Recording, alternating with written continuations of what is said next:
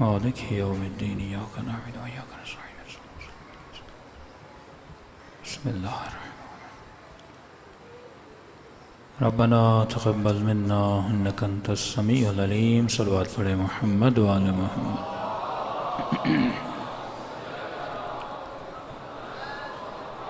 بسم الله الرحمن الرحيم الحمد لله رب العالمين الحمد لله كما هو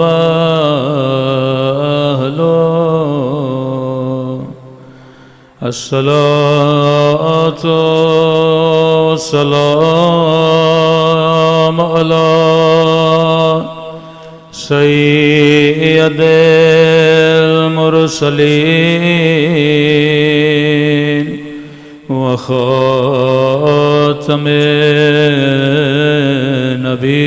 النبيين أبي القاسم محمد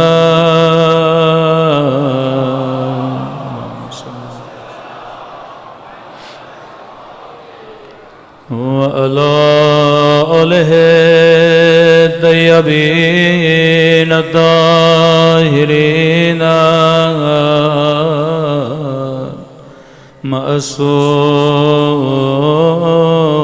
معصومين سب مل کے اپنے مولا کی دعا اللہم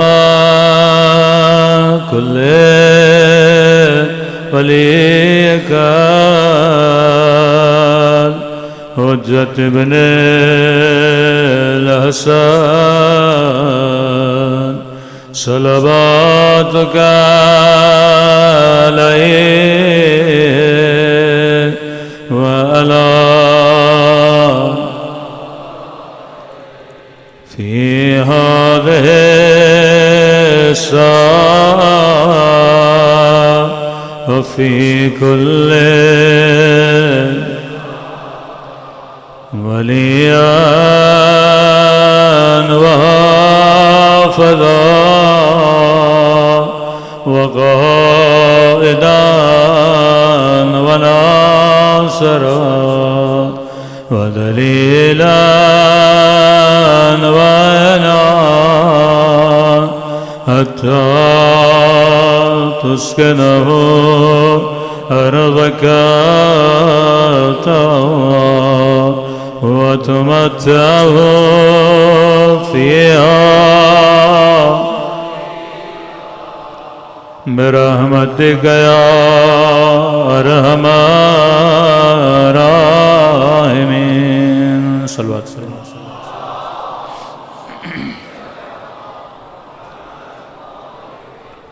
بسم اللہ الرحمن الرحیم رب اشرح لی صدری ویسر لی امری واحلل عقدۃ من لسانی یفقهوا قولی اما بعد فقط قال سبحانہ وتعالی فی محکم کتابہ بسم اللہ الرحمن الرحیم اہدنا الصراط المستقیم صلوات پڑھیں محمد وعلی محمد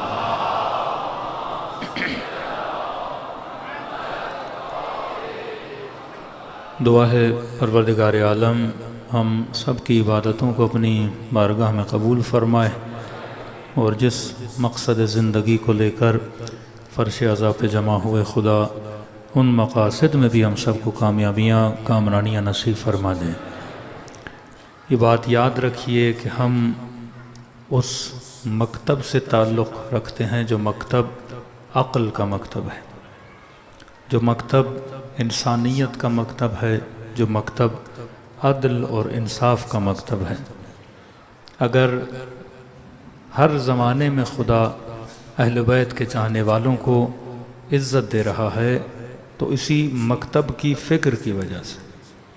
جس دن ہم نے اس فکر کو کھو دیا اس دن ہمارا مقدر ذلت ہوگا، اور جب تک اس فکر حسین کو، فکر اہل بیت کو ہم نے اپنا اثاثہ بنایا تو جس طرح خدا نے آج آپ کو शैतानी क़ुव्वतों के सामने डट के खड़े रहने की हिम्मत अता की है और इज़्ज़त अता की है, इसी तरह हमेशा मुक़द्दर आपका इज़्ज़त रहेगा। कभी भी शिया जवान ये न सोचे कि हमें कत्ल क्यों किया जाता है, कभी भी इस चीज़ से मायूस न हो कि हम इतनी शहादतें क्यों दे रहे हैं, कभी भी इस चीज़ से नाउमीद न हो कि शियों के ऊपर या शिया ममालिक के ऊपर इतनी पाबंदियां क्यों लगती हैं। क्योंकि जब भी हक़ अपना नारा लगाता है तो उसके मुकाबले में बातिल खड़ा हो जाता है। एक ज़माना आप नहीं दिखा सकते कि 70,000 नबियों को कत्ल किया, किस बात पे? क्या अंबिया को तख्त चाहिए था? क्या ताज चाहिए था? असलन इमाम हुसैन के बाद किसी इमाम ने क़ियाम नहीं किया, लेकिन उसके बावजूद आपके इमामों को ज़हर दी जाती है। कभी सोचो क्यों? क्योंकि मसला किसी के क़ियाम से नहीं है, मसला फ़िक्र से, कि अगर ये ज़िंदा रहे तो हक़ की फ़िक्र को फैलाएंगे। किस कदर मकतब तशय्यो के लिए प्रोपेगंडा हुआ, यानी एक तरफ जहालत, फिर जहालत की इंतहा, फिर उस जहालत पे अमल करने वाले, कि ये बोला जाए कि अलम के नीचे से गुजरने से निकाह मसलन बातिल हो जाता है। अब ज़ाहिर है कौन सा मुसलमान है जो अपना घर तोड़ना चाहेगा, और उनके यहाँ तो निकाह टूट जाए तो फिर सीधा हलाला है। तो वो तो ये रिस्क भी नहीं लेते थे कि जनाब यहाँ से गुजरे, कल बीवी बोलेगी कि आपका निकाह टूट गया, अब लिहाजा हलाला होगा, उसकी पूरी फैमिली तबाह हो जाए। मतलब ऐसी ऐसी जगहों पे उनके मुफ्तियों ने उनको फंसा के रखा। अब अलम के नीचे से क्यों ना गुजरे? क्योंकि अलम लगा है शिया घर में, मतलब किसी शिया घर के नज़दीक से भी ना गुजरे। क्योंकि अगर शिया घर के नज़दीक से गुजरेगा तो शिया से मुलाकात होगी। शिया घर के अलम के नीचे से न गुजरने का मतलब यह है कि किसी शिया को अपना हमसाया न बनाए, किसी शिया के साथ अपना प्लॉट न खरीदे। फिर लोगों में मोहब्बत किस चीज़ की वजह से होती है? मासूम फरमाते हैं कि हमसाये का हक़ है, हमसाये के राइट हैं। अगर बीमार हो जाए तो मदद करो, अगर फ़कीर है तो मदद करो, खुद साहिब हैसियत हो। अगर घर में कोई खाना पकाओ तो हमसाये को भेजो, ताकि आना जाना रहे, एक दूसरे के हालात से जानकारी हो, एक दूसरे की मदद कर सको। अब अलम के नीचे से न गुजरे मतलब शिया घर के साथ प्लॉट न ले, अलम के नीचे से न गुजरे मतलब शिया घर के साथ भी न गुजरे। अब अगर किसी ने घर ले भी लिया, इत्तफाक से जद्दी पुश्ती घर भी था, तो क्या शियों के हाथ से खाना खाना भी हराम है? मतलब जो हमसायगी के हुकूक हैं, एक दूसरे के करीब जाना, एक दूसरे के घर आना, एक दूसरे को दावत देना, आप उसको अपनी शादी में बुलाओ, आप उसकी शादी में जाओ, वो भी क्या हो जाए? बंद हो जाए। इसे कहते हैं सोशल बाइकॉट। कि एक ऐसा फिरका है, एक ऐसे मकतब के मानने वाले हैं जिनका क्या किया जाए? सोशल बाइकॉट किया जाए।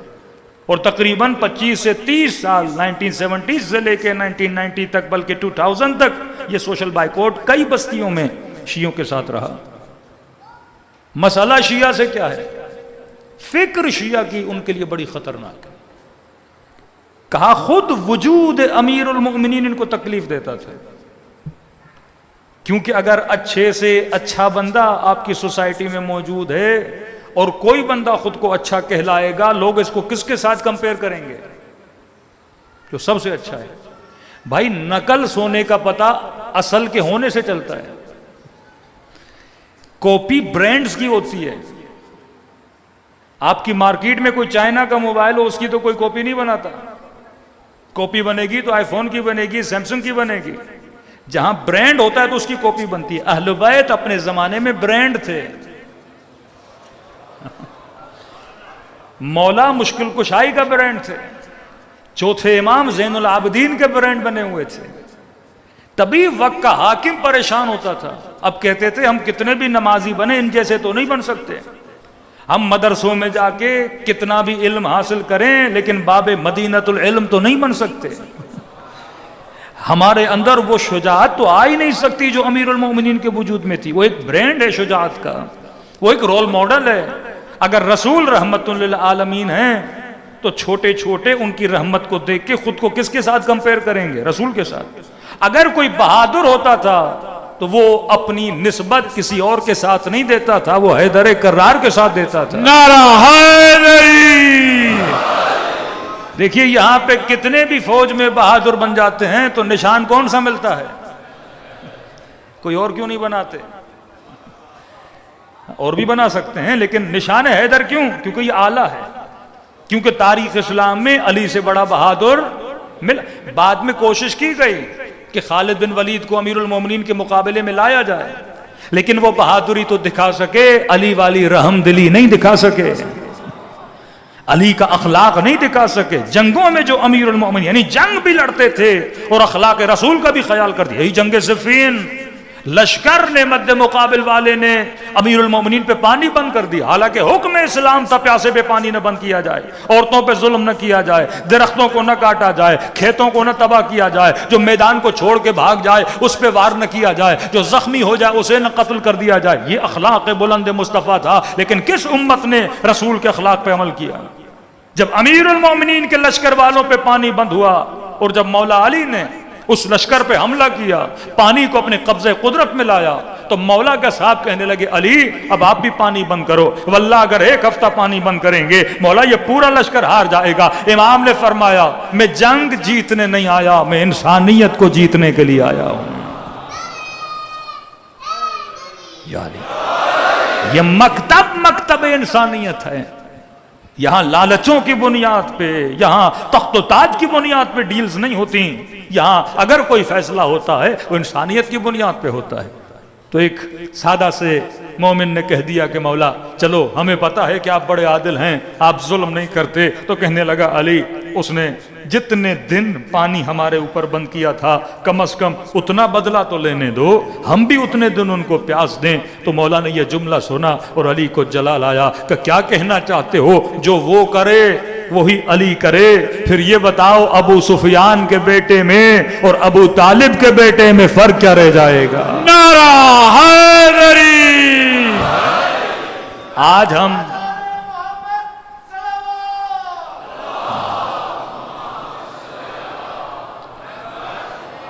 آج مسئلہ تعصبات کا نہیں ہے، مسئلہ تربیت آل علی کا ہے اور تربیت آل ابو سفیان کا ہے۔ آپ کسی کو بھی مانو لیکن تربیت تو دیکھو۔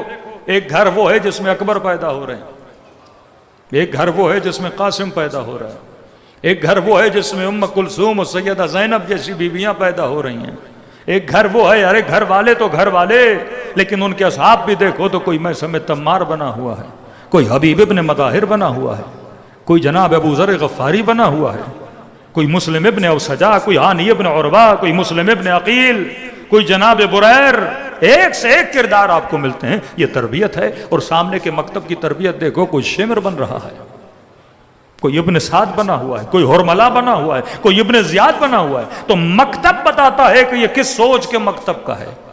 آپ کا مکتب ایسا ہے جو انسان بناتا ہے، یہ مکتب ایسا ہے جو معاشرے کو شعور دیتا ہے۔ کیوں مجلس حسین ان کے لیے خطرہ ہے؟ کتنے ملک میں کنسرٹس ہوتے ہیں، کتنی یہاں فیمنزم کے نام سے ریلیاں نکلتی ہیں، کتنی فلمیں سنیما گھروں میں لگتی ہیں، 2-2 گھنٹے کی فلمیں جس میں گانے، آئٹم سانگز اور پتہ نہیں کیا کیا،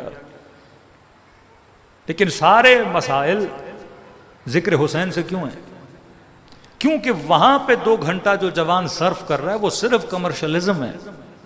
حکومت پیسہ بنا رہی ہے، پیسے کی خاطر اپنے جوان کو ایک گندگی کو دکھانے کے لیے بھیجنے کے لیے تیار ہے کہ جاؤ دیکھو کوئی مسئلہ نہیں، کیونکہ ہماری کیا ہو رہی ہے؟ انکم ہو رہی ہے، ٹیکس لگا اس فلم پہ، ہم پیسہ کما رہے ہیں۔ یہ دجالی سوچ ہے کہ میں نے صرف پیسہ بنانا ہے۔ کہ پاکستان کے ایک ایکٹر نے بولا کہ اس وقت رپورٹ آئی ہے، اس وقت بہت آسان ہے یہ دیکھنے کے لیے، مثلا اسلام آباد کے G6 یا G2 میں یہاں کی آبادی کا جوان زیادہ کیا دیکھتا ہے؟ بڑا سمپل ہے، ہم فیس بک پہ دیکھتے ہیں کہ کس ایج کے لوگ ہمیں زیادہ سنتے ہیں، کس ملک کے لوگ زیادہ سنتے ہیں، پاکستان کے کس شہر میں کتنی ویورشپ ہے، کتنی خواتین سنتی ہیں اور ان کی ایج کیا ہے، کتنے جینٹ سنتے ہیں ان کی ایج کیا ہے، یہ سارا ڈیٹا نکل آتا ہے۔ اور اسی ڈیٹے کے حساب سے پھر لوگوں پہ کام کیا جاتا ہے. ہم تو بہت پیچھے ہیں نا دشمن سے.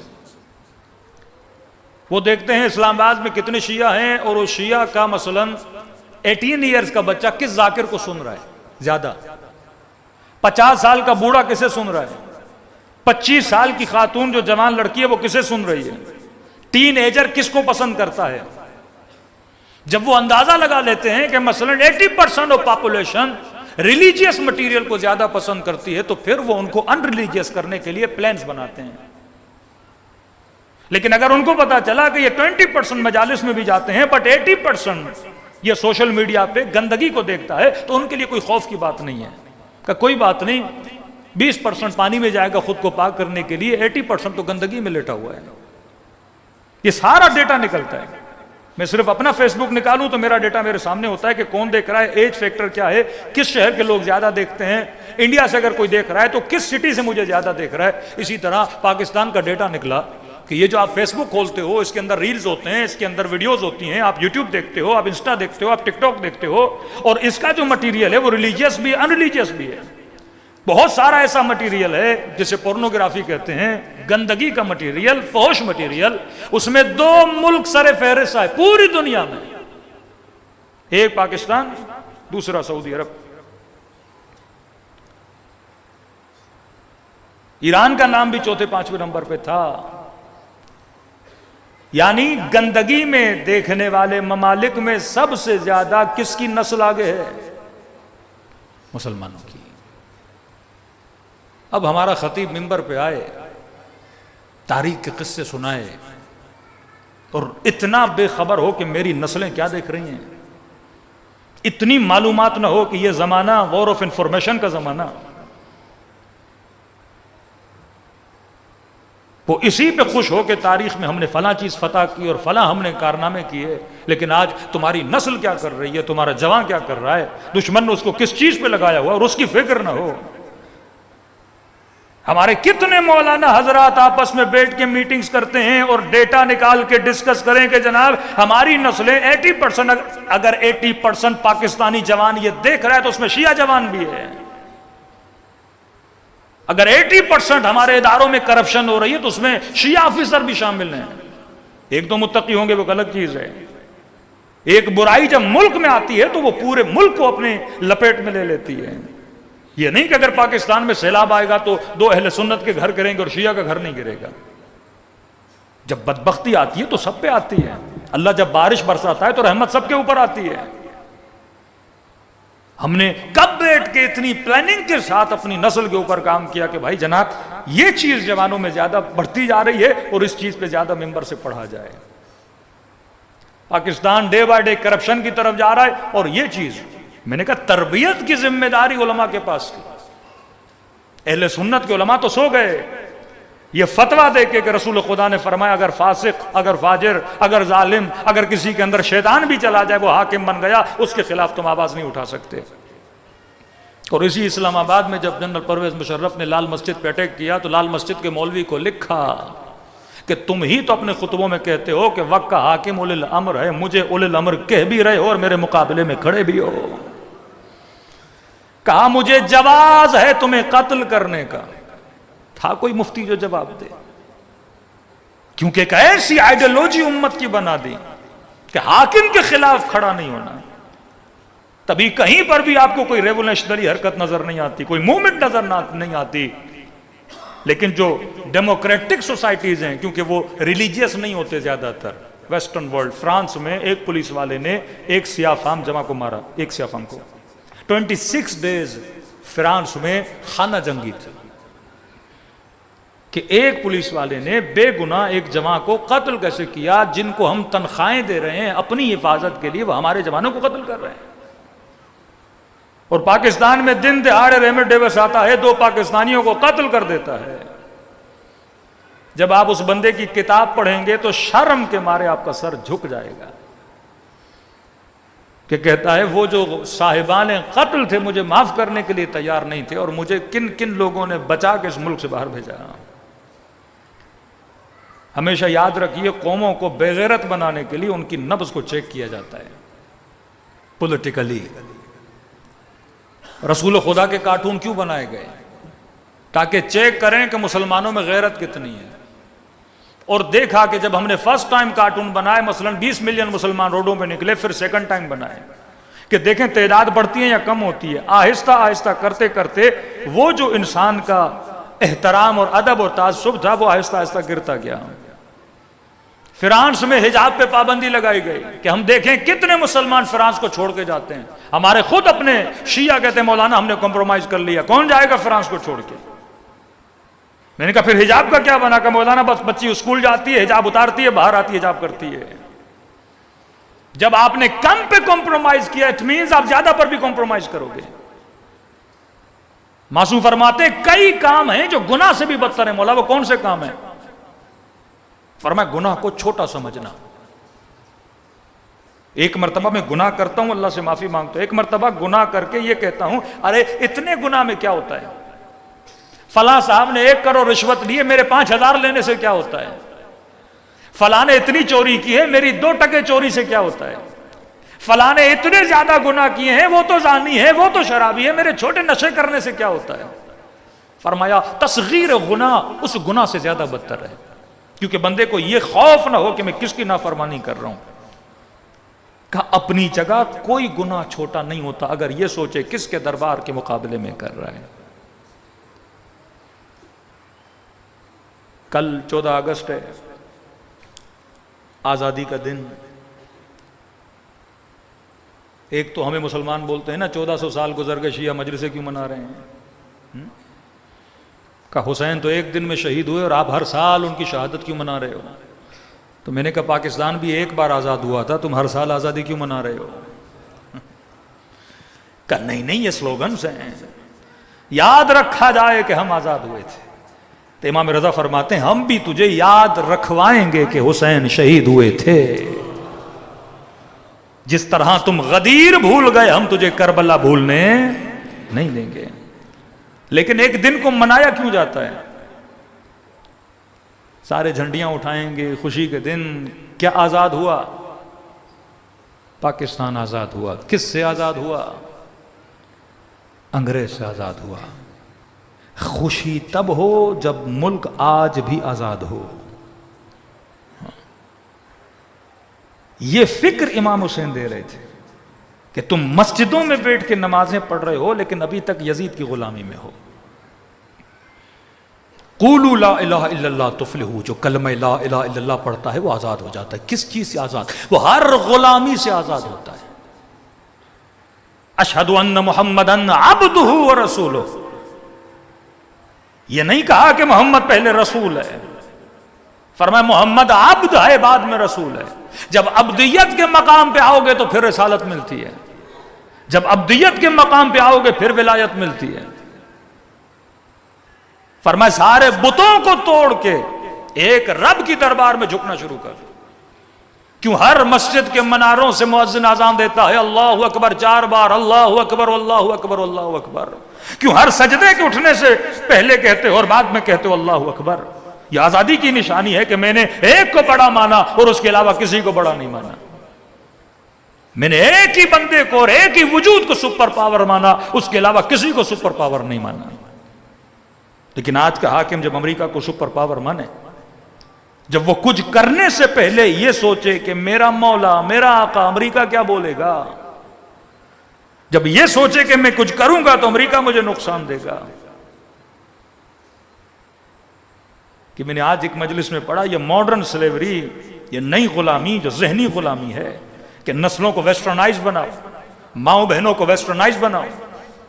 ایک قوم کب آزاد ہوتی ہے؟ جب اس قوم کا کلچر زندہ ہو. ایک قوم کب آزاد ہوتی ہے؟ جب وہ قوم سویلائزڈ ہوتی ہے. ایک قوم کب آزاد ہوتی ہے؟ جب اس قوم کی اپنی شناخت، آپ کی شناخت آپ کی زبان ہے، آپ کی شناخت آپ کا لباس ہے، آپ کی شناخت آپ کی اپنی تہذیب اور آپ کا اپنا کلچر ہے.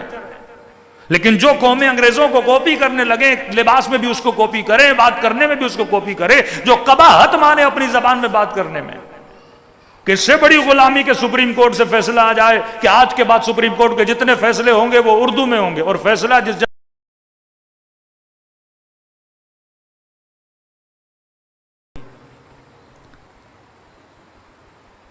کہ صرف آپ کے ایکس پرائم منسٹر تھے جس نے سب سے زیادہ قومی لباس پہنا، ورنہ ہمارے یہاں ٹائی سوٹ اور پینٹ، اب جھگڑا ٹائی پینٹ سے نہیں ہے، وہ بھی لباس ہے، کوئی تعصب لباس ہی نہیں ہے. لیکن جب قوم کا وزیر یا پریزیڈنٹ یا پرائم منسٹر باہر جاتا ہے، وہ کس کی نمائندگی کر رہا ہے؟ قوم کی نمائندگی کر رہا ہے. تو اسے کون سا لباس پہننا چاہیے؟ جو اکثریت میں قوم لباس پہنتی ہے. Prime minister face of the nation ہوتا ہے، وہ بتاتا ہے کہ میں فیس آف دا نیشن ہوں اور میں اپنی قوم کی نمائندگی کر رہا ہوں. ہندوستان کا پرائم منسٹر جاتا ہے اپنا لباس پہن کے جاتا ہے، کیونکہ ان کے ہاں ابھی تک اپنی تہذیب کو زندہ رکھنے کی عادت ہے. اور الحمدللہ آپ کے پرائم منسٹر نے جب سے یہ پرائم منسٹر بنے ہیں نگران دور سے ابھی تک انہوں نے ایک ہی شلوار قمیض سلوائی ہے، وہ بھی بلو رنگ کی، ایک ہی جوڑا سلوایا پوری زندگی میں. جب بھی دیکھیں بس وہ جب فوٹیج نکالنی ہوتی ہے وہ پہن لیتے ہیں. لیکن جتنے دورے کر رہے ہیں وہ یہ ایک طرح سے مینٹلی غلامی کی نشانی ہوتی ہے. اگر آپ کسی انسان کو ریڈ کرنا چاہتے ہو نا کہ یہ آزاد ہے یا غلام ہے، کہ تو اس کے لباس کو دیکھو، اس کی زبان کو دیکھو، اس کے رہن سہن کو دیکھو کہ وہ کس کو کاپی کر رہا ہے. اگر وہ اپنی قوم کی نمائندگی کرے گا تو قومی لباس پہن کے جائے گا، لیکن اگر وہ ویسٹرن انٹرسٹ اور ویسٹرن غلامی کے اندر ہوگا تو انہی کے لباس کو کیا کرے گا؟ کاپی کرے گا. یہ آپ کی ڈپلومیٹک لینگویج ہوتی ہے. آپ لوگوں کو کیا دیتے ہو؟ میسج دیتے ہو.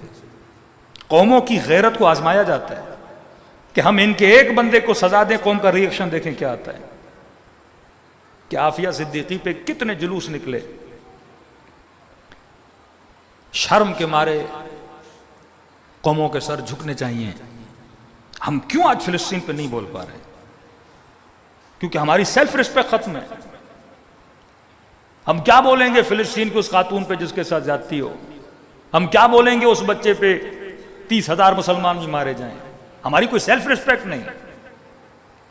جب ہم اپنے بچوں کا دفاع نہ کر سکیں، جب ہم اپنے پاکستانی نیشنل لوگوں کا دفاع نہ کر سکیں تو ہم فلسطین کا کیا دفاع کریں گے؟ پہلے یہ ہمت تو پیدا ہو کہ میں اپنی عزت قائم کروں. ملک میں جو بھی ہو وہ اپنا ملک ہے، لیکن اگر کوئی باہر والا آپ کو ذلیل کرے تو وہاں پہ پتا چلتا ہے کون کتنا نیشنلسٹ ہے. پاکستانی یہاں اپنی پولیس سے جتنی بھی مار کھائے، لیکن اگر کوئی باہر والا کسی پاکستانی کو مارے گا، یہ سفارتیں کیوں کھولی جاتی ہیں؟ تاکہ ملک کی اقدار اور عزت کو کیا کیا جائے؟ بلند کیا جائے. جرمنی میں ایک ایرانی ڈپلومیٹک تھا جس کو جرمن نے پکڑا اور تقریباً 14 سال سزا دی اس کو.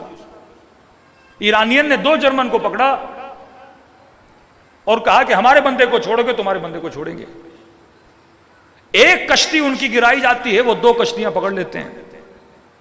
یمن پہ ایک اٹیک ہوتا ہے، وہ 4 اسرائیل کی کشتیوں کو روک لیتے ہیں. یہ اٹیک کے بعد ری اٹیک اس لیے کیا جاتا ہے کیونکہ ہم اپنی عزت اور وقار کا احترام رکھنا چاہتے ہیں. لیکن ایک خاتون عافیہ صدیقی 20-25 سال گزر گئے، امریکہ کے جیلوں میں پڑی ہوئی ہے اور اپنے وکیل کو یہ سٹیٹمنٹ دے کہ ابھی تک میرے ساتھ 5-6 بار ان لوگوں نے زیادتی کی ہے. یہ پاکستانی بچی ہے، گنہگار ہے تو اس کو سزا اس ملک میں ملنی چاہیے. پہلی بات اس کی اسٹیٹمنٹ دینا، اس زندان میں جیل میں اس کے ساتھ زیادتی کرنا جان بوجھ کے، اور پھر وہ اسٹیٹمنٹ دے، پھر اس اسٹیٹمنٹس کو پبلک کرنا، پھر وہ اسٹیٹمنٹ ہمارے میڈیا میں آئے تاکہ لوگ سنیں، ان کی عزت نفس کیا ہو جائے؟ مجروح ہو جائے. جتنا یہ گرتے جائیں گے یہ ماڈرن سلیوری، اتنے یہ غلام بنتے جائیں گے. یہ قوموں کی نبض کو چیک کیا جاتا ہے کہ اگر پیٹرول مثلا 270 ہے اور اچانک 300 ہو جائے تو عوامی ریئیکشن دیکھا جاتا ہے کہ لوگ کتنا اٹھتے ہیں. اور ہم اتنے باشعور ہیں کہ پیٹرول پمپ پہ زیادہ رش لگا دیتے ہیں. اتنی عقل نہیں کہ آج بھرواؤ گے تو کل کا کیا کرو گے. لیکن دوسری قومیں دیکھیں آپ، وہ زندہ معاشرے ہیں، یہ مردہ معاشرے ہیں. کچھ فلسطینیوں نے اسرائیل کے ایک جہاز ہائی جیک کیا. اب دشمن کا ریئیکشن دیکھیے. کمرشل فلائٹ جرمنی سے اڑی، اسے ہائی جیک کیا اور شرط رکھی کہ ہم جہاز کو تب واپس کریں گے جب آپ ہمارے اسرا اور قیدیوں کو کیا کرو گے؟ آزاد کرو گے. اسرائیل نے کہا ٹھیک ہے، آپ جتنے پیسنجرز ہیں ان کو چھوڑ دو، جہاز آپ کے پاس رہے، ہم آپ کے اسرا کو یہاں لائیں گے، آپ ہمیں جہاز دینا پر اسیر دینا. انہوں نے کہا ٹھیک ہے. کسی یورپین کنٹری کے ایئرپورٹ پہ جہاز کو اترنے کی اجازت ملی ہے، جہاز وہاں اترا، پیسنجر سارے چلے گئے، جہاز کھڑا رہا۔ اسرائیل نے F-16 اڑایا، اور جس ایئرپورٹ پہ، یورپ کے ایئرپورٹ پہ جہاز کھڑا تھا، صرف جہاز کو نہیں مارا، جہاز بھی تباہ کیا، اور پورے ایئرپورٹ کا رن وے بھی انہوں نے کیا کیا؟ تباہ کیا۔ کہتے ہیں جس ملک کا ایئرپورٹ تھا وہ احتجاج کیا، انہوں نے پروٹیسٹ کیا اسرائیل کے ساتھ کہ جناب آپ کا مسئلہ تھا اس راہ سے، آپ جہاز کو مارتے، ان کو مارتے جنہوں نے جہاز ہائی جیک کیا تھا، لیکن آپ نے ہمارا پورا رن وے تباہ کیوں کیا؟ پورا ایئرپورٹ آپ نے تباہ و برباد کیوں کیا؟ ہم نے کیا آپ کا بگاڑا تھا؟ مسئلہ آپ کو ان لوگوں سے تھا جنہوں نے ہائی جیک کیا، تو آپ جہاز گراتے نا، جہاز کو مارتے، جنہوں نے جہاز کو پکڑا تھا ان کو مارتے، لیکن آپ نے ہمارا پورا رن وے تباہ کیوں کیا؟ اسرائیل نے کیا، آج انہوں نے ہمارا جہاز ہائی جیک کیا، ہم نے رن وے اس لیے تباہ کیا کہ آج کے بعد ہمارا اگر جہاز ہائی جیک ہو، دنیا کا کوئی ایئرپورٹ انہیں اترنے کے لیے جگہ نہ دے۔ ہم نے سبق دیا ہے۔ 600 سے 700 اسرائیلی مارے گئے، 600-700 کے بدلے میں انہوں نے 40,000 مار دیے۔ یہ آپ کو سبق دینے کے لیے کہ ہماری ویلیو اتنی ہے کہ ہمارا ایک مارو گے ہم تمہارے 10,000 مار لیں گے، ہم پہ ایک اٹیک کرو گے ہم پورے غزہ کی پٹی کو تباہ و برباد کر دیں گے، ہمارا ایک بندہ مارو گے ہم تمہارے ملک میں گھس کے تمہارے حامیوں کو بھی کیا کریں گے؟ قتل کریں گے، تاکہ تمہارے دل میں کیا پیدا کرے؟ رعب و وحشت پیدا کرے۔ اب اگر کوئی اسرائیل پہ حملے کا سوچے، وہ ایک بار نہیں 1000 بار سوچے گا کہ اس کا ریئیکشن میرے اوپر اتنا ہوگا۔ یہ وہ سوچ تھی جو اہل بیت آپ کو دینا چاہتے تھے کہ جنگ صفین میں امیر المؤمنین اتنی سختی سے کھڑے تھے، خوارج کے مقابلے میں کسی نے کہا یا علی ان کے ماتھوں پہ سجدے، امام نے فرمایا نہیں، اگر آج نہیں ماروں گا کل ان جیسے کئی باہر نکلیں گے۔ مارقین کو مارا، قاسطین کو مارا، خوارج کو مارا امیر المؤمنین نے۔ جنگ صفین میں علی ابن ابی طالب کی آپ لڑائی دیکھتے ہیں۔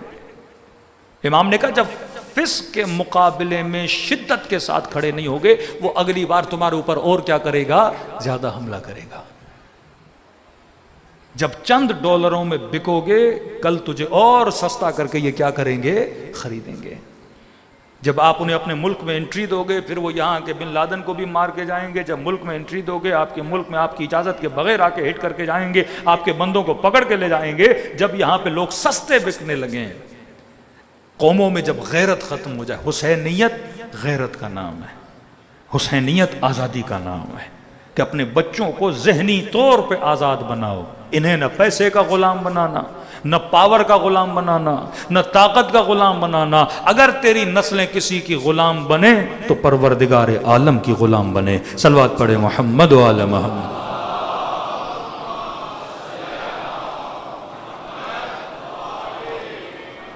حقیقی آزادی یہ ہے کہ انسان آزاد ہو، شیطان کی قید سے آزاد ہو۔ حقیقی آزادی یہ ہے کہ انسان لالچوں سے آزاد ہو۔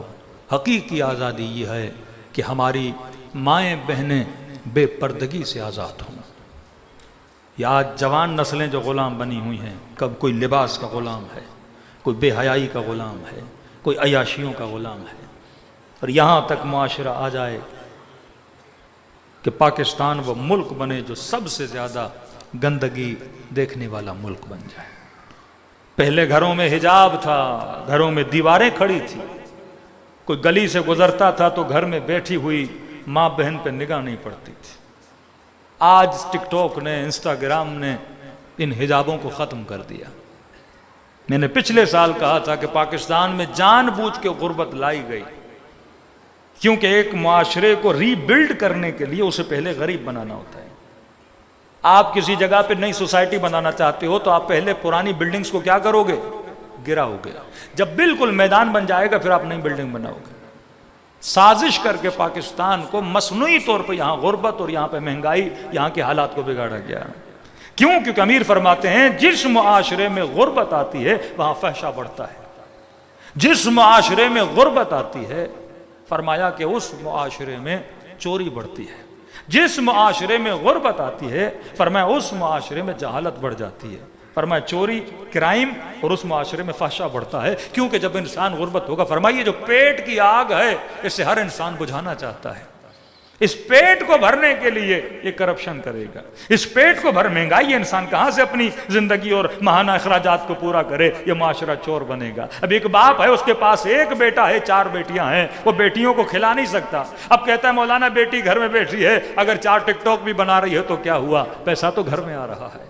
یہ آہستہ آہستہ غربت کی وجہ سے غیرت پہ کمپرومائز کرے گا، پھر عورتیں معاشرے میں باہر نکلیں گی، پھر مرد و زن کا آپس میں اختلاط ہوگا، کیونکہ ابتدا کیا بنی؟ غربت بنی۔ پہلے ان کو غریب بناؤ، پھر ان کو مال کا جھونکا دے کے، جھونسا دے کے ان کو گھروں سے باہر نکالو۔ اب دیکھیے غریب بھی انہی کی سازشوں سے بنایا جاتا ہے، پھر ایسے سافٹ ویئر بنائے جاتے ہیں جن سافٹ ویئر میں تعلیم اور تعلم کا کوئی تعلق نہیں ہے، صرف بے حیائی ہے۔ یہ عورت اپنا حسن دکھائے، اپنی آواز دکھائے، اپنا وجود دکھائے، اس کو دیکھنے والے مارکیٹ میں کئی ہوس باز لوگ بیٹھے ہیں، پھر وہ اپنی ہوس کو پورا کرنے کے لیے اسے دیکھیں گے، پھر وہ کمپنیاں اسے کیا کریں گی؟ پے کریں گی۔ اب یہاں سے پورے معاشرے کی بنیادیں کیا ہو جائیں گی؟ ختم ہو جائیں گی۔ دیکھیے اسی ملک میں قانون بنا تھا کہ یہاں پہ سینسر بورڈ بنے گا۔ سینسر بورڈ کا کام کیا تھا؟ گندی فلموں کو روکے گا، گندے سینز کو روکے گا، گندے مٹیریل کو روکے گا، گندی لٹریچر کو روکے گا۔ لیکن پیسے کھا کے فلمیں بھی چلائی گئیں۔ وہ ضیاء الحق کے زمانے سے پنجاب میں مجرے بھی ہوئے، یہاں پہ گانے بھی بنے، یہاں پہ فلمیں بھی بنی، یہاں پہ گندا مٹیریل بھی آیا، کیونکہ سینسر بورڈ کیا کہہ رہا تھا؟ پیسے لے رہا تھا۔ لیکن جب حکمرانوں کی اپنی بات آئی تو اب یہی سینسر بورڈ سینسر بھی کرتا ہے، پابندیاں بھی لگاتا ہے۔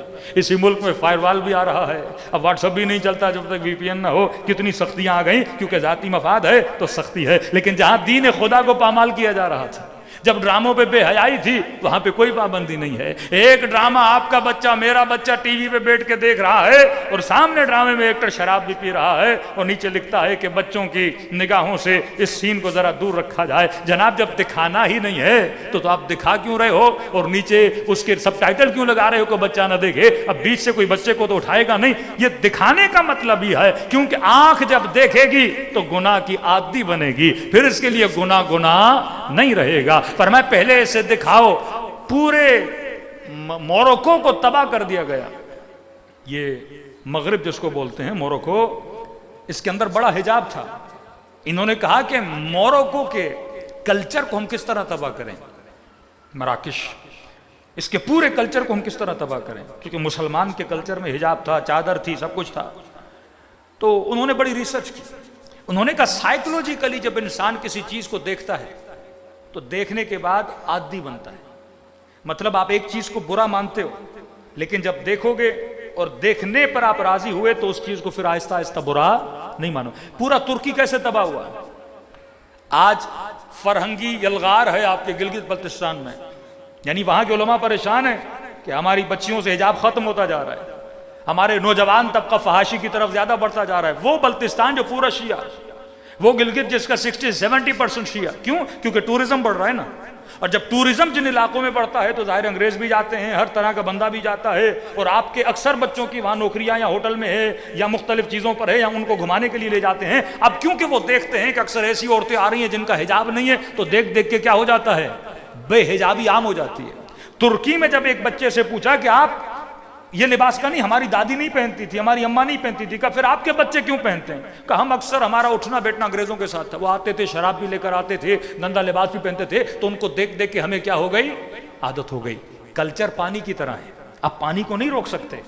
ایک دریا سے بہاؤ جب بہتا ہے تو سب کو بہا کے لے جاتا ہے۔ اگر آپ نے غلط کلچر کو اپنے ملک میں انٹری دی تو آپ چاہو نہ چاہو آپ کی نسلیں اسی کلچر میں کیا ہو جاتی ہیں؟ ڈھل جاتی ہیں۔ پہلے جب آنکھیں دیکھنے کی عادت کر لیتی ہیں پھر وہ گناہ نہیں رہتا۔ آپ کرو گے نہیں، لیکن اگر کوئی کرے گا تو آپ کو برا نہیں لگے گا۔ اسی طرح کلچر کو کیا کیا گیا؟ ترکی میں تباہ کیا۔ مراکش میں کیا کیا؟ انہوں نے کہا کچھ بھی نہیں کرنا۔ اس زمانے میں ٹی وی پر بھی وہاں اجازت نہیں تھی، ریڈیوز میں بھی گندگی کی اجازت نہیں تھی۔ انہوں نے کہا کہ اگر مراکش کے کلچر کو، کیونکہ مراکش پورے یورپ کے ساتھ ملا ہوا ہے، کہ اس کو بھی یورپین کلچر میں اگر ڈھالنا ہے تو کیا کیا؟ انہوں نے چند خواتین کو ہائر کیا، 6-7 لڑکیاں، انہیں صرف پیسے اس بات کے دیتے تھے کہ آپ مراکش کے شہروں کی گلیوں میں، ایک شہر میں انہوں نے ٹرائل کیا، آپ ایک شہر میں چلو گندا لباس پہن کے، ہمیں بتاؤ لوگوں کا ریئیکشن کیا ہے۔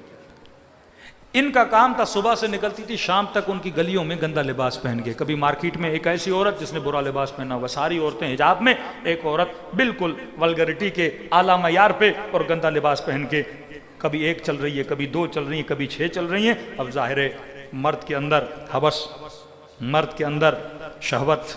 اب یہ سارے مرد ان کو دیکھتے تھے, ان کی آنکھوں کو گناہ کے دیکھنے کی کیا ہو گئی, عادت ہو گئی, اور جب ان کی ویلیو بڑھنے لگی تو ان کی خواتین نے بھی ویسا بننا شروع کر دیا, اور آہستہ آہستہ چند خواتین کو کاپی کرتے کرتے پورا معاشرہ کیا ہو گیا, تباہ و برباد ہو گیا.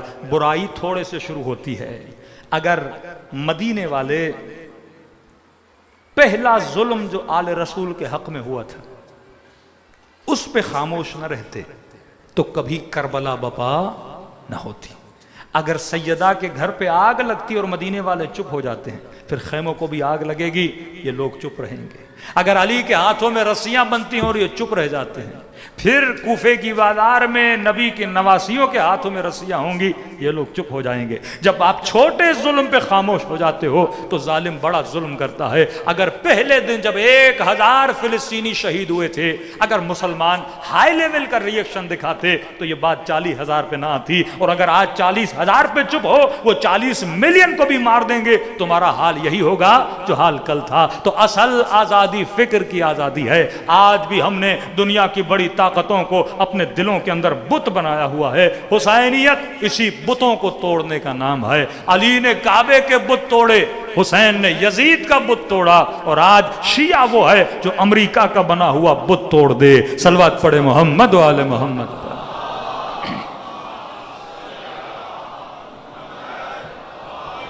بار دیگر صلوات پڑھے محمد و آل محمد.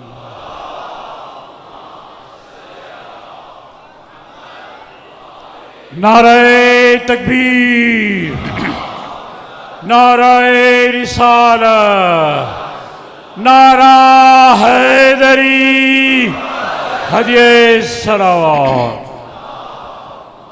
صلی اللہ علیہ محمد. دیکھیے جب 400 لوگ امام حسین کو شہید کرنے کے لیے تیار ہوئے تو ان کو دیکھ کے دوسرے لوگ بھی اس قافلے میں ملتے گئے.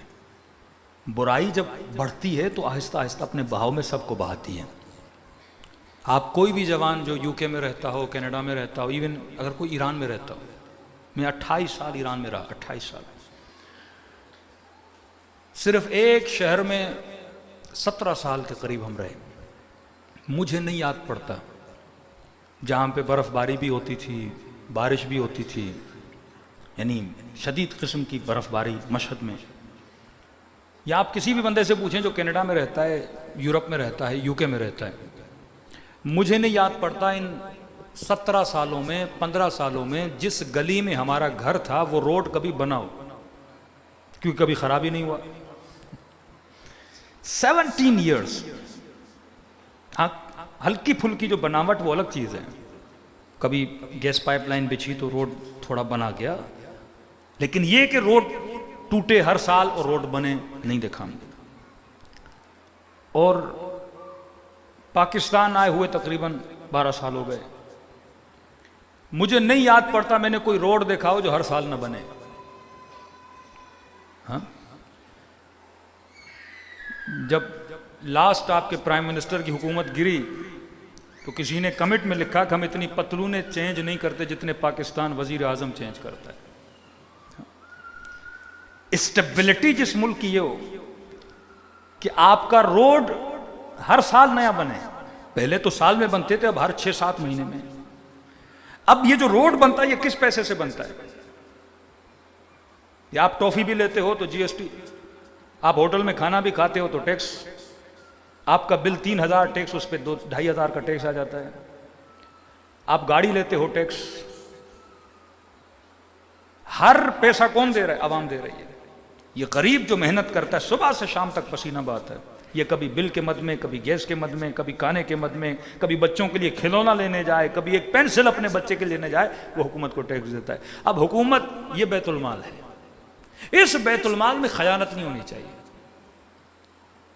کہ جب ابو ذر کو امیر شام نے کہا کہ ابو ذر آ میرے سفرے پہ کھانا کھا, کہا میں علی کا ماننے والا ہوں, جو پیسہ تم نے لوگوں کے خون اور محنت کا جمع کیا ہوا ہے اس پیسے سے اور سفرے پہ میں کھانا نہیں کھاؤں گا. یہ سارا مال لوگوں کا, لوگوں کی محنتوں کی کمائی. اب 1 ارب کا بجٹ پاس ہوتا ہے, فلاں روڈ بننا ہے. اب جس منسٹر کے پاس یہ روڈ جاتا ہے وہ اس 1 ارب کے ٹھیکے کو مثلاً 5 کروڑ میں بیچتا ہے، اور آگے وہ منسٹر اس کو اور چند کروڑوں میں بیچتا ہے. یعنی آپ کا 50 کروڑ فری میں لوگوں کی جیبوں میں چلا گیا. اور روڈ پہ لگے مثلاً 20 کروڑ، جبکہ اس پہ لگنے تھے کتنے؟ 1 ارب لگنا تھا. اب ہلکی پھلکی بارش ہوئی، روڈ کیا ہو گیا؟ خراب ہو گیا. اب اس کو دوبارہ بنانا ہے کیونکہ عوام کی ضرورت ہے. اب یہ جو پیسہ دوبارہ اس روڈ پہ نہیں لگنا تھا، یہ لگنا تھا ہاسپٹل پہ، یہ لگنا تھا ایجوکیشن پہ، یہ لگنا تھا لوگوں کی سبسڈی پہ، یہ لگنا تھا غریبوں پر. لیکن یہ بار بار کس پہ لگ رہا ہے؟ ایک ہی کھڈا کھد رہا ہے، اور ایک ہی کھڈے پہ بار بار کیا لگ رہا ہے؟ وہ پیسہ لگ رہا ہے. تو یہ قوم کبھی ترقی نہیں کرے گی. پھر قرضہ امریکہ سے لیا جائے، پھر اس قرضے کو پورا کرنے کے لیے اس غریب کو کیا کیا جائے؟ چوسا جائے. تبھی اہل بیت فرماتے ہیں کہ اللہ ہر گناہ معاف کرتا ہے لیکن حقوق الناس کو معاف نہیں کرتا. فرمایا اگر عبادت خدا کے 50 حصے کیے جائیں، فرمایا ایک حصہ صرف عبادت کا، صرف ایک حصہ، اس میں نماز بھی ہے، روزہ بھی ہے، حج بھی ہے، زکوٰۃ بھی ہے، مجلس بھی ہے، گریہ بھی ہے، صرف یہ ایک حصہ. اور فرمایا 49 حصے عبادت کے رزق حلال کمانے میں. اتنی اہمیت رزق حلال کی، کیونکہ رزق حلال کماؤ گے تو معاشرے ترقی کریں گے. رزق حلال کے پیچھے جاؤ گے تو انجینئر خیانت نہیں کرے گا. رزق حلال کے پیچھے جاؤ گے یہ وزیر خیانت نہیں کرے گا. رزق حلال کے پیچھے جاؤ گے یہ بارڈر پہ خیانت نہیں کرے گا. رزق حلال کے پیچھے جاؤ گے یہ لوگوں کے ٹیکس میں خیانت نہیں کریں گے. پھر معاشرہ ترقی کرے گا، اور یہ معاشرہ کون سا بنے گا؟ انسانی معاشرہ بنے گا. لیکن جہاں خیانت بڑھتی جاتی ہے، جہاں پہ کرپشن بڑھتی جاتی ہے، اب آپ کا بچہ بھی سوچے گا کہ بابا میری 1 لاکھ تنخواہ ہے، خرچے مہینے کے 3 لاکھ ہیں، اور میں کرپشن نہ کروں تو اپنا گھر کیسے چلاؤں؟ وہ کروڑوں کما رہے ہیں، اگر میرے 4 لاکھ کی کرپشن کر لی تو کیا ہوگا؟ اب یہ اس سچویشن میں آ جاتا ہے جہاں حرام کھانا بھی اس کے لیے سمجھتا ہے میرے لیے کیا ہے؟ حلال ہے. اب اس گندگی کے معاشرے میں امام حسین آپ کو بچانا چاہتے ہیں. اہل بیت نے اپنے شیعوں کو بچانے کے لیے خمس کا نظام بنایا. کسی فرقے کے پاس خمس کا نظام نہیں ہے. ہر مکتب کا مولوی حکومت کا لقمہ خور ہے. یہ واحد مکتب ہے جہاں پہ اہل بیت نے اپنے مکتب کے علماء کو حکومتوں کا جیرخوار نہیں بنایا. کہ امام خمینی نے جب انقلاب برپا کیا تو حوزہ علمیہ کو سختی سے منع کیا، کبھی حکومت سے بجٹ نہ لینا، کیونکہ اگر حوزہ قم حکومت سے بجٹ لے گا، حکومت غلطی بھی کرے گی، وہ حکومت پہ نقد نہیں کرے گا، تنقید نہیں کرے گا، کیونکہ اس کا مال کھا رہا ہے. آج یہ حکومتوں کے جو مشیر مولوی بنے ہوئے ہیں، پچھلا وزیر اعظم تو اس کی تعریف، آج کا وزیر اعظم تو اس کی تعریف، کل کوئی بھی آئے گا اس کی تعریف، کیونکہ اسے تنخواہ کون دے رہا ہے؟ اپنا آقا. تو آقا کی تعریف کرے گا نا. شیعوں کو ایک مضبوط نظام خمس دیا. تبھی جب ولایت کی خدا نے قرآن میں بات کی نا، انما ولیکم اللہ والرسول والذین آمنوا الذین یقیمون الصلاۃ ویؤتون الزکاۃ، جہاں ذکر ولایت کیا وہاں ذکر زکات کیا. یہ نہیں کہا کہ تیسرا ولی وہ جو خیبر فتح کرے، جو خندق فتح کرے، جو شب ہجرت بستر پہ سو جائے. یہ بھی نشانی امیر المومنین کی تھیں جس سے مثلا خیبر میں علم ملا کر. نہیں، تیسرا ولی وہ جو حالت رکوع میں زکات دیتا وہ نظر آ جائے. ولایت کے ساتھ ذکر زکات کیا، مطلب نظام ولایت نہیں چل سکتا جب تک اس کے ساتھ نظام خمس نہ ہو. آپ کو حکومتوں کا پابند نہیں بنایا کہ شیعہ ایک سبسڈی کارڈ کے پیچھے گھومتا پھرے کہ مجھے 2500 حکومت دے گی تو میں چلوں گا. کہ نہیں، ہم نے تجھے نظام خمس دیا. تبھی شہنشاہیت کے دور میں بھی حوزہ آزاد تھا. آج حکومت عراق کے پاس بجٹ نہیں تھا حشد شابی کو تنخواہیں دیں، آغا سیستانی نے تنخواہیں دیں. ایک مولوی جس کے پاس آفیشل کوئی عہدہ نہیں لیکن نظام امام زمانہ اس کے پاس ہے، اس نظام کے بدولت پوری حشد کو آغا سیستانی نے 1 سال تک ان کو تنخواہیں دیں تاکہ جاؤ اور داعش سے لڑو. آپ کے حوزہ علمیہ میں جو کتابیں چھپتی ہیں ان کو پیسے حکومت دیتی ہے. یہ بہار، یہ تفاسیر، یہ حوزہ علمیہ، یہ مدارس، یہ علماء جو وہاں سے پڑھ کے آتے ہیں، یہ بجٹ کون دیتا ہے؟ حکومتیں دیتی ہیں. کہا حکومتیں تو استعماری طاقتوں کے ہاتھوں میں ہوں گی، وہ تو چاہیں گی مدرسے بند ہو جائیں، مجلسیں بند ہو جائیں، حجاب ختم ہو جائے، معاشرہ سیکولر بن جائے.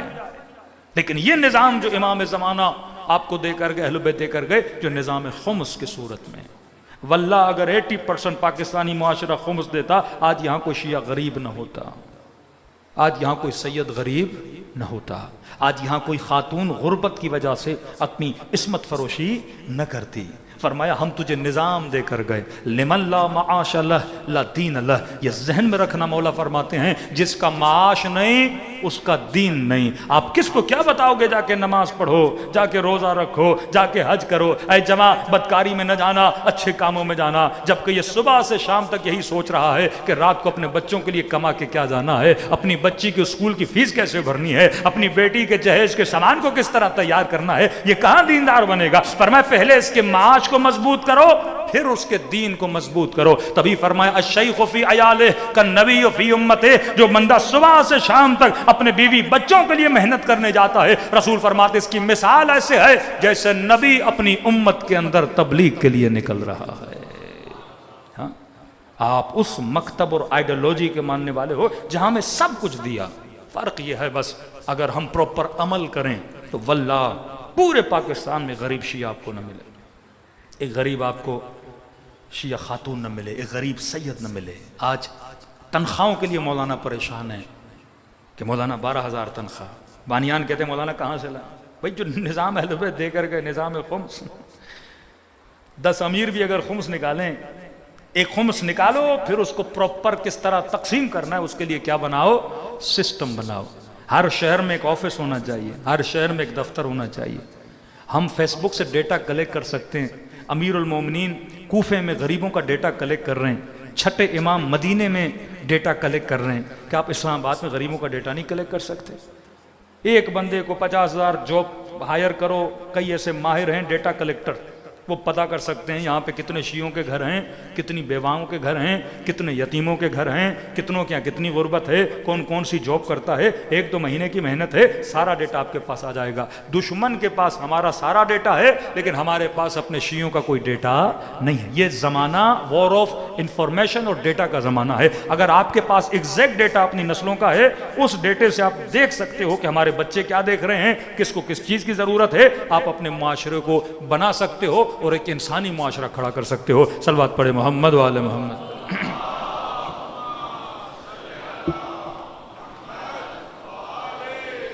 بارہ دیگر صلوات پڑھے محمد وآل محمد۔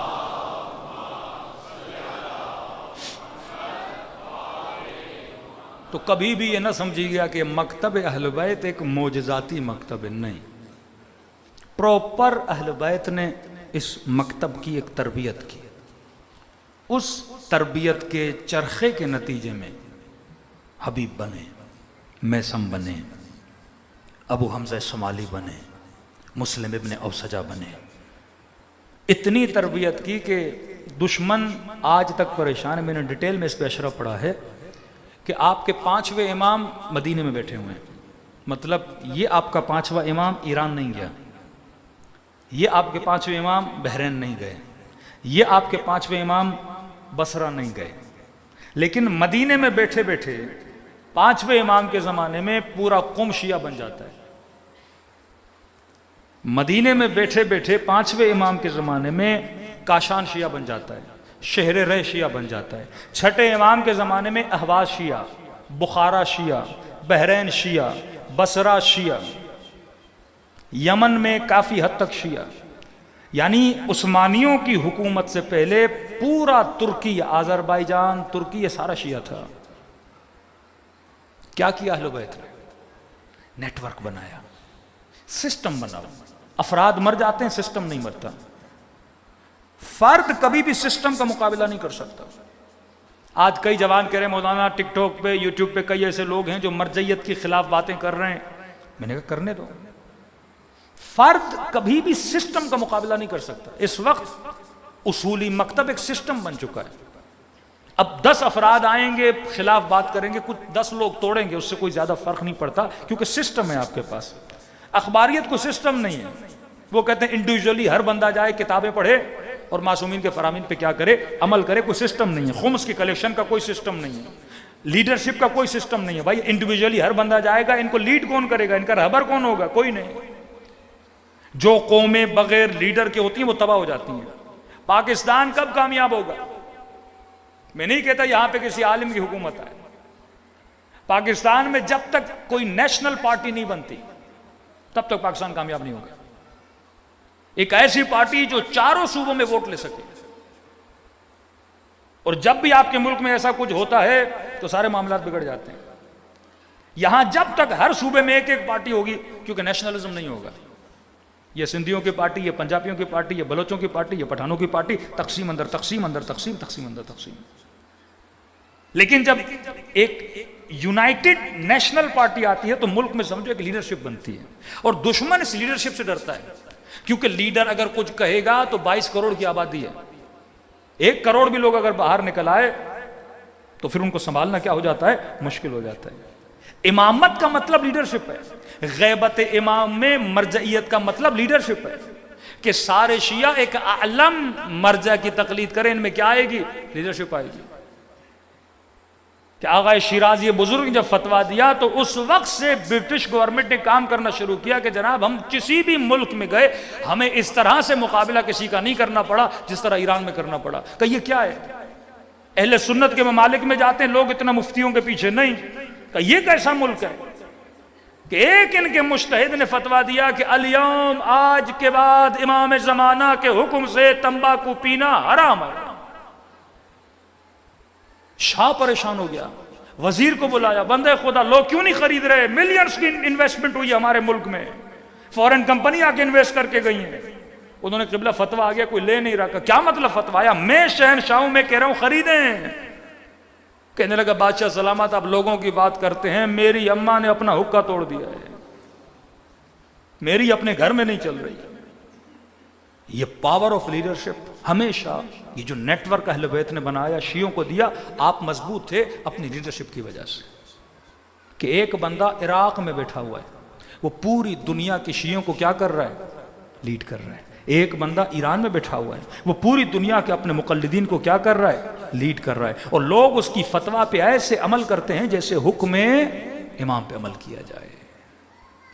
کہ یہ اطاعت ان سے نکالو, یہ ولایت. کہ آپ کو نہیں ملے گا کہ شیعہ کبھی امیر المومنین کے سامنے کھڑا ہو, نہیں. لیکن آپ کو پہلی خلافت میں ملے گا لوگ کھڑے ہوئے, دوسری خلافت میں لوگوں نے قتل کیا, تیسری خلافت میں لوگوں نے قتل کیا, چوتھی خلافت میں لوگوں نے امیر المومنین کو مارا. مارنے والے کون؟ جو نظام ولایت کے نہیں تھے. لیکن جنہوں نے نظام ولایت کو مانا وہ کہنے لگے حسین تیری مسکراہٹ کافی ہے, کیا کچھ اپنے امام پہ قربان نہیں کیا. حبیب ابن مظاہر بیوی کو چھوڑا, بچوں کو چھوڑا, کربلا آیا. جملے ہیں عربن عربا. امام حسین نے کہا اگر جانا چاہو تو چلے جاؤ. کہنے لگے حسین اگر 70 مرتبہ مارا جائے, جسموں کے ٹکڑے کیا جائیں, پھر جلا کے خاک بنا کے ہوا میں اڑا دیا جائے, اگر اللہ دوبارہ زندگی دے گا اسی طرح اپنی جانوں کو آپ کے قدموں پہ قربان کرنے کے لیے تیار ہے. آپ چلے جائیے. جبہت النصرہ, داعش, یہ مختلف جو نامی گرامی مسلمان تھے جنہوں نے جہادی تنظیمیں بنائیں, کبھی شیعوں کو قتل کیا کبھی کسی کو, کہتے ہیں ان کو لڑانے کے لیے ان کے اندر ہیروئن بانٹی جاتی تھی.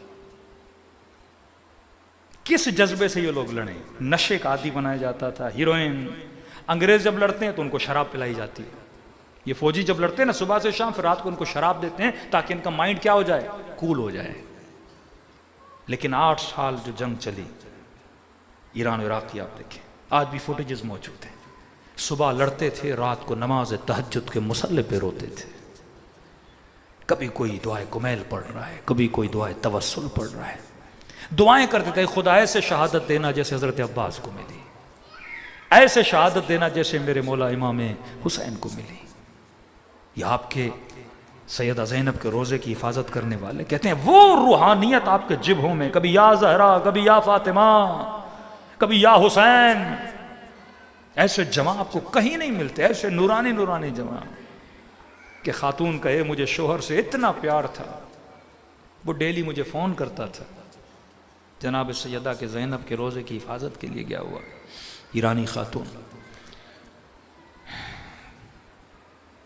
کہتی ہیں اس رات میں نے خواب دیکھا کیونکہ اگر مجھے ویسے پتا چلتا میرا میاں شہید ہو گیا تو شاید میں برداشت نہ کر پاتی. کہتی خواب دیکھتی ہوں، خواب میں سیدہ زینب کی زیارت ہوتی ہے. اس ابوہت بھرے چہرے کو، نورانی چہرے کو دیکھتی ہوں، اور بی بی نے مجھے ایک چٹھی دی، کاغذ دیا اور چہرے پہ ہلکی سی مسکراہٹ. میں نے چٹھی لی اور چٹھی کو دیکھا، اس میں لکھا تھا کہ ہم نے آپ کے شوہر کو اپنے حرم کا زائر بنا دیا، اپنے حرم کا خادم بنا دیا. کہتی ہے نیند سے اٹھی اور مجھے فون آئی، ایگزیکٹ جس ٹائم میں نے خواب دیکھا تھا اسی وقت پتہ چلا کہ شوہر کو گولی لگی اور وہ کیا ہو گیا؟ شہید ہو گیا. یہ ربط ہے، ربط ولایت. یہاں تب تک جسموں سے روح نہیں نکلی جب تک حسین نے یہ نہیں کہا کہ میں تجھ سے راضی ہو گیا.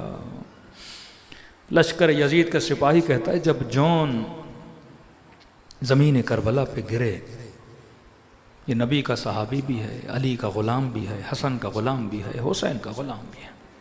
شہادت بڑی عجیب ہے جناب جون کی. یہ کربلا کا واحد شہید ہے جسے پتھر مار کے شہید کیا گیا ہے.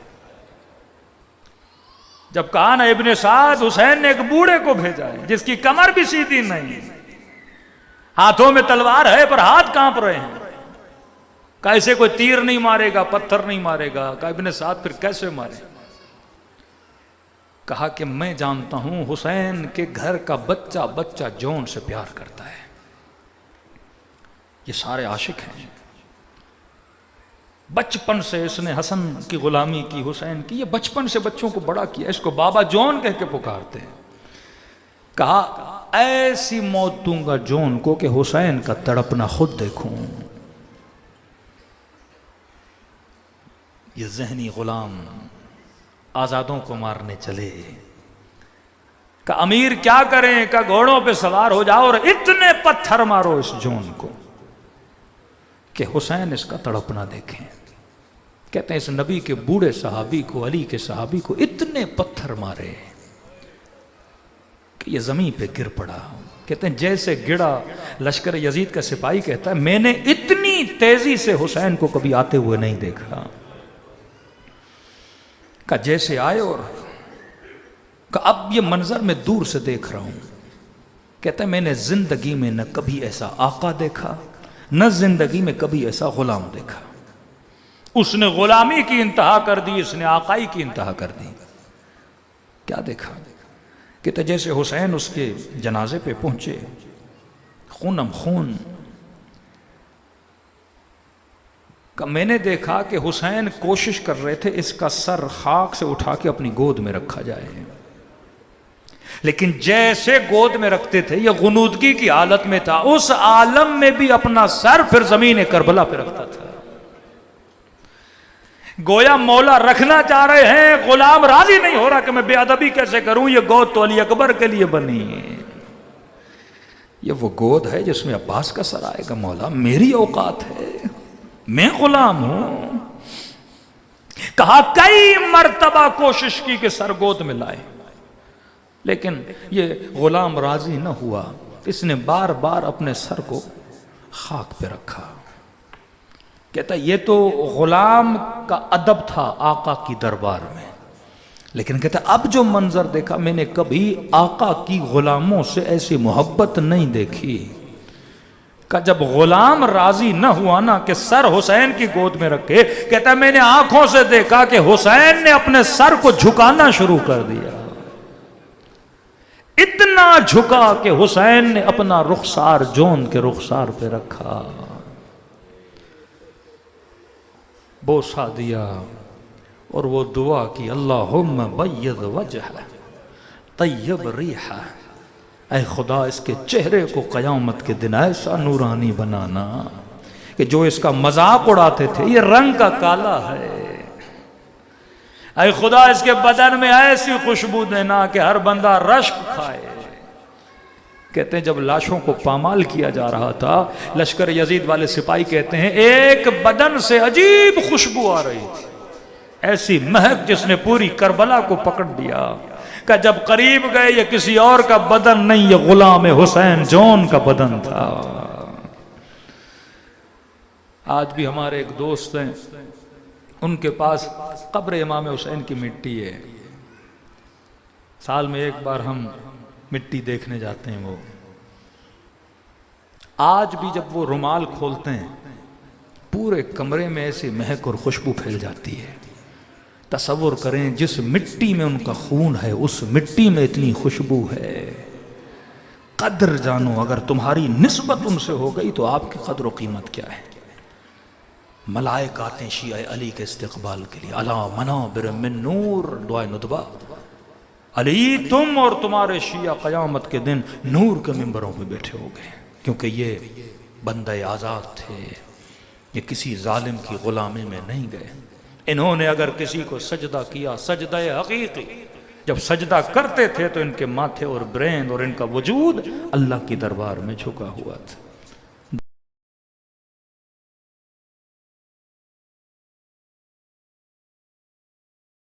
دعا ہے کہ جب ہم بھی جائیں تو خدا عاقبت جون والی نصیب کرے، عاقبت سعید والی نصیب کرے، کہ بدن سے روح نکلے تو حسین کا دیدار نصیب کرے. شفاعت حسین دلوں کو کربلا کی طرف روانہ کریں.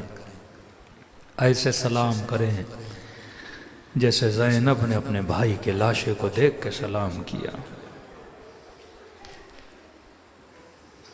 علماء کہتے ہیں جس بہن کا بچپن سے حسین سے ساتھ ہو، ایک بہن 50 سال بھائی کے ساتھ رہے، کیا یہ ممکن ہے کہ بھائی کو دیکھے اور پہچانے نہ؟ لیکن تاریخ کربلا لکھتی ہیں جب مقتل میں پہنچی زینب کو حسین کہیں مل نہیں رہے تھے، اور جب پتا چلا کہ یہ میرے بھائی کا بدن ہے تو خود سوال کرنے لگی انت اخی حسین، کیا تو ہی میرا بھائی حسین ہے؟ کیا تو ہی میرا ماں جایا حسین ہے؟ علماء سے پوچھا گیا کیسے زینب نے بھائی کو نہیں پہچانا؟ کہا بدن پہ لباس نہیں تھا. بدن لباس سے پہچانا جاتا ہے، سر دھڑ پہ نہیں تھا، سر کاٹا گیا. کہا کم از کم ہاتھوں سے پہچان لیتی، کہ ہاتھوں کی انگلیوں میں انگوٹھیاں نہیں تھیں. تب رو کے کہنے لگی این خاتمک حسین، تیری انگوٹھی کہاں چلی گئی؟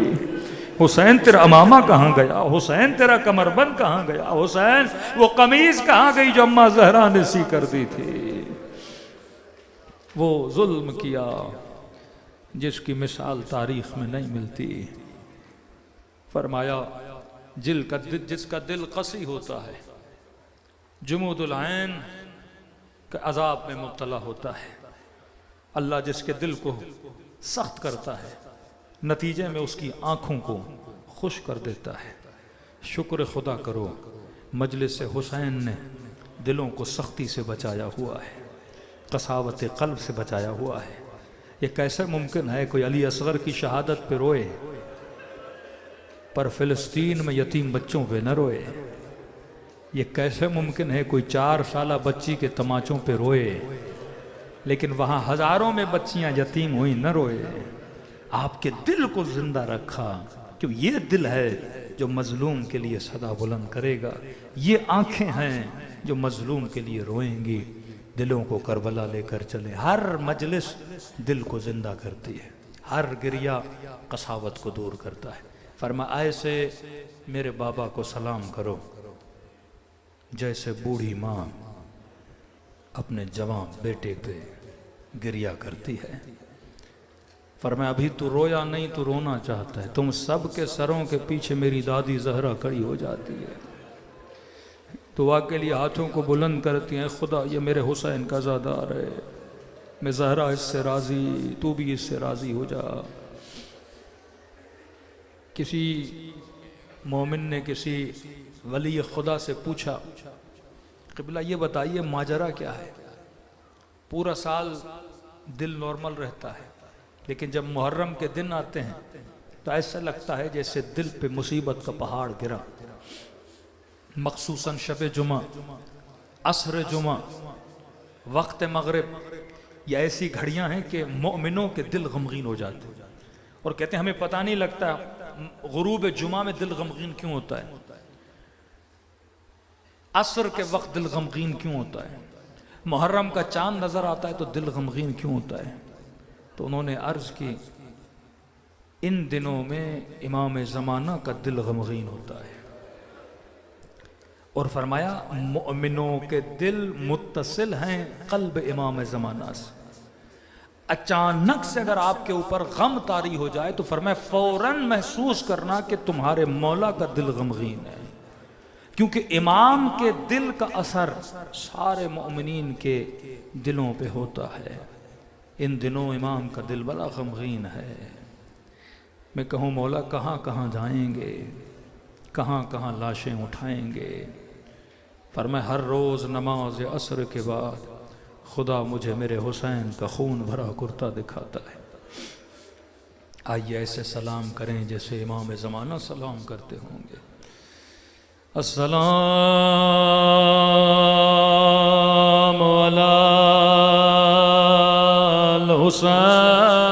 الحسین وعلی علی ابن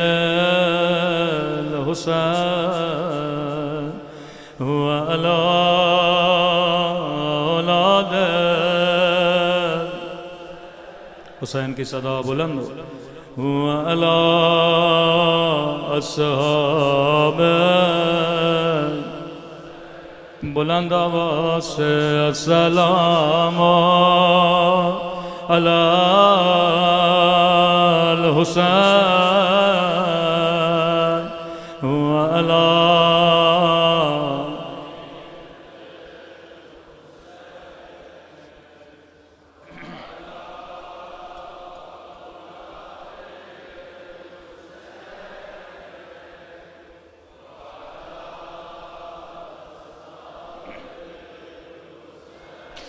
سب مل کے السلام علی الحسین وعلی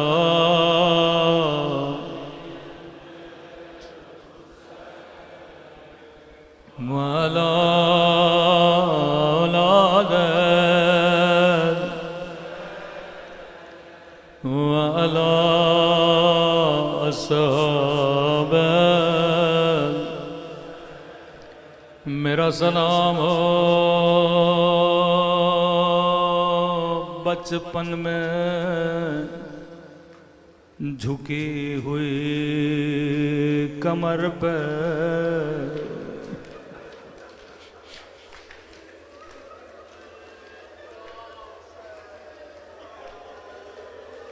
میرا سلام ہو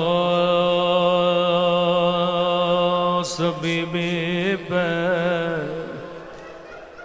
جو جب زندان شام میں چلتی تھی تو دیواروں کا سہارا لیتی تھی۔ تاریخ نے ایسی بچی نہیں دیکھی جس کی کمر بچپن میں جھک گئی ہو۔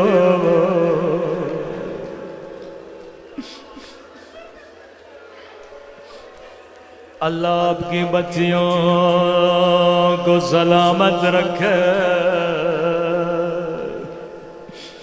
اللہ کسی بچی کو بچپن میں یتیم نہ بنا۔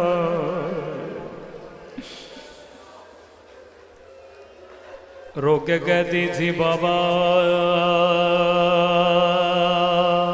میرے غریب بابا، میرے 3 دن کے پیاسے بابا، بابا یہ تو بتا کس نے مجھے کم سنی میں بوڑھا کیا؟ بابا میرے کانوں سے در چھن گئے،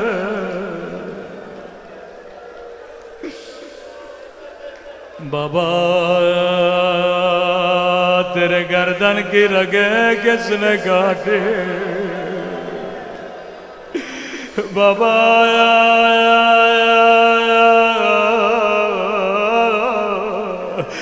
اب مجھے زندہ کی زمین پہ سونا گیا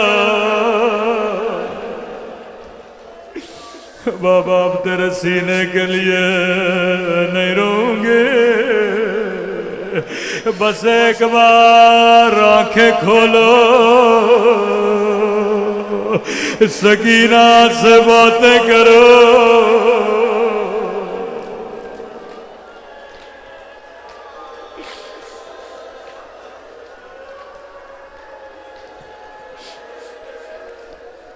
مولا حسین بھی سکینہ سے بڑا پیار کرتے تھے ملتا جب اذان آتے تھے مولا حسین مسجد میں جاتے نماز ادا کرتے لیکن صحابی کہتے ہیں مستحب نمازیں مولا حسین گھر میں ادا کرتے تھے کسی صحابی نے کہا مولا اتنی جلدی گھر کیوں جاتے ہیں مستحب نمازیں مسجد میں کیوں نہیں پڑھتے فرمایا اللہ نے مجھے ایک بچی دی ہے بیٹیاں بابا سے بڑا پیار کرتی ہیں اللہ نے مجھے بچی دی ہے بچی میرا انتظار کرتی ہے سکینہ دو مصلی بچھاتی ہے ایک بابا کے لیے ایک اپنے لیے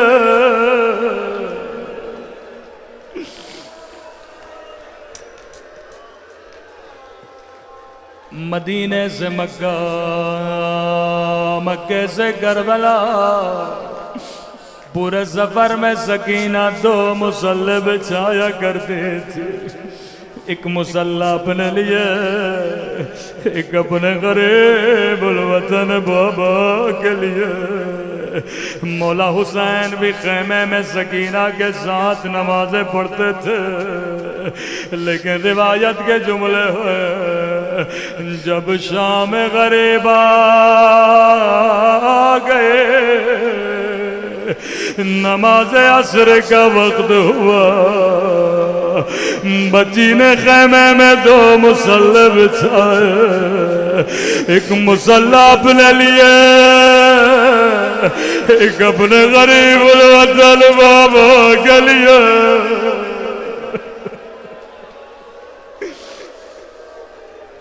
دعا کے لیے ننھے سے ہاتھوں کو اٹھایا رو کے کہنے لگی میرے اللہ میرے بابا کی خیر ہو میرے اللہ میرا اکبر گیا واپس نہیں آیا میرا عباس گیا واپس نہیں آیا اے خدا سکینہ کو بابا دکھا دے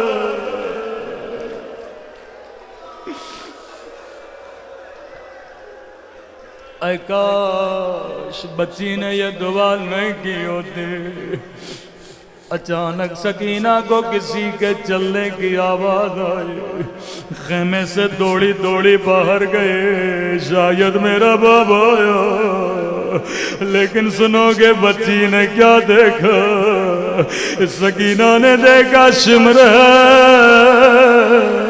ہاتھ میں دادیا لیے ہوئے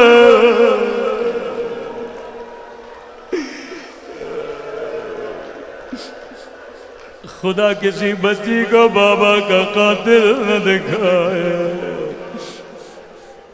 لعین جیسے دیکھا بچی دوڑے دوڑے خیمے سے باہر آئے کہنے لگا سکینہ کس کا انتظار کر رہی ہو کہنے لگی بڑی دیر ہو گئے میرا بابا نہیں آیا نہیں کہتا ہے سکینہ کیا بابا کو دیکھنا چاہتی ہو کہتی ہے میں بابا کا انتظار کر رہی ہوں اب روایت کے جملے بڑے سخت ہیں سیدہ مجھے معاف کرنا جیسے کہ میں بابا کا انتظار کر رہی ہوں راوی کہتا نہیں کہ ہاتھوں میں حسین کا کٹا ہوا سر تھا سر کو بچی کی طرف پھینک دیا. اے شمر تیرے ہاتھ کٹ جاتے تو کبھی میرے مولا کا سر نہ پھینک دو.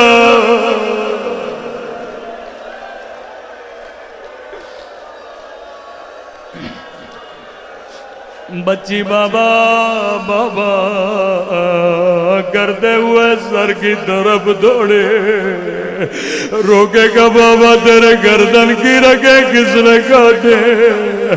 بابا پانی پلایا تھا یا نہیں؟ بابا تیرے چہرے پہ مٹی کس نے لگائی؟ اللہ یہ منظر کسی بچی کو نہ دکھائے. اب یہ تصوراتی جملے میں شاید پیار میں بچی نے بابا سے یہ جملے کہے. رو کے کہنے لگی بابا میرے غریب الوطن بابا. بابا اکبر کا لاشا تو نے اٹھایا، عباس کے بازو تو نے اٹھائے، قاسم کی لاش کے ٹکڑے تو نے اٹھائے. وہ لاشیں اٹھا اٹھا کر تھک جانے والے میرے بابا. بابا 4 برس تو نے مجھے اپنے سینے پہ سلایا. آج آجا میرے سینے پہ سو جا. آیت اللہ مظاہری فرماتے ہیں بچی بابا سے پیار کر رہی تھی، یہاں شمر آگے بڑھا، بچی سے بابا کا سر چھینا، اتنے زور سے دماتے مارے.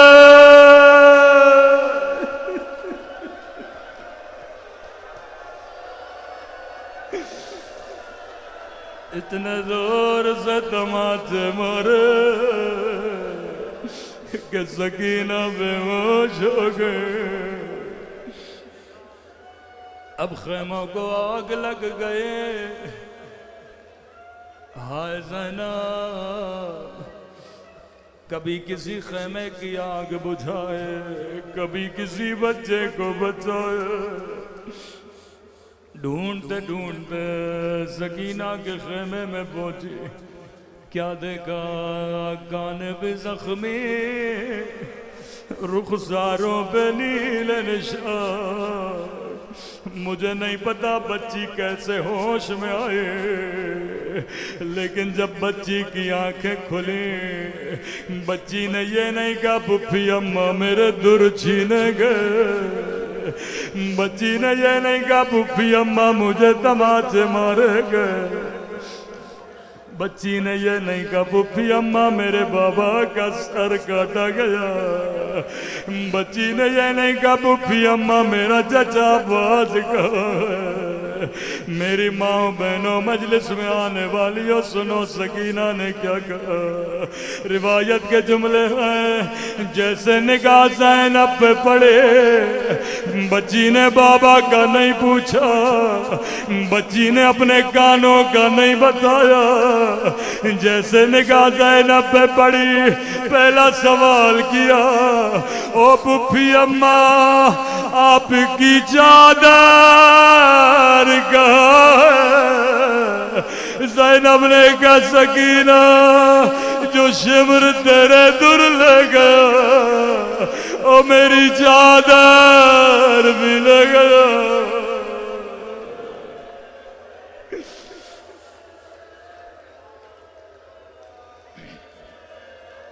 اے خدا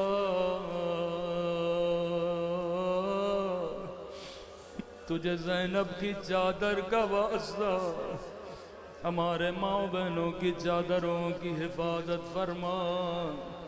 تجھے سکینہ کی یتیمی کا واسطہ، ہمارے مولا اور آقا امام زمانہ کا ظہور فرما. اے خدا تجھے کربلا کے یتیموں کا واسطہ، فلسطین کے یتیموں پہ رحم فرما. ظلم و ظالموں کے خاتمے کے لیے فرزند زہرا کا ظہور فرما. اے خدا جو بیمار ہیں پریشان حال ہیں ان کی پریشانیوں کو دور فرما، ہمارے مرحومین کے درجات کو بلند فرما، ہم سب کو قبر و قیامت میں شفاعت حسین نصیب فرما، تب تک موت نہ دینا جب تک اپنے گناہوں سے معافی نہیں کرتے۔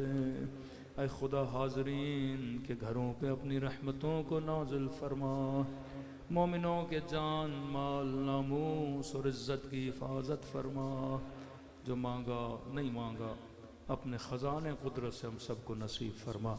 ربنا تقبل